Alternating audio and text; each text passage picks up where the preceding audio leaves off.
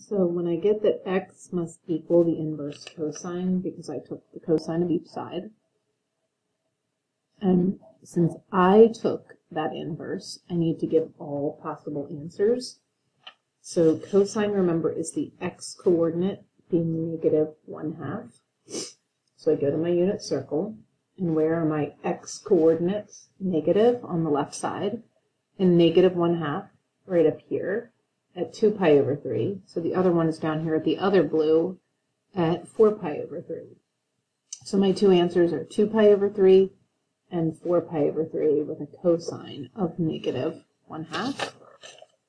So x equals 2 pi over 3 and 4 pi over 3.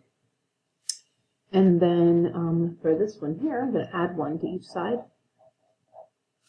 And I get that the cosine of x equals 1. Take the inverse of each side. And because I took the inverse, I have to give all possible answers. So x is the inverse cosine of 1.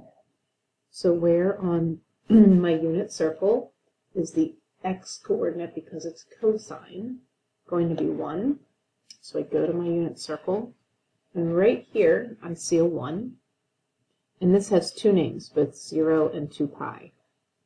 No other place is it going to be 1 for cosine, just here it's 0 and 2 pi. So x equals 0 and 2 pi. And those are my 4 answers.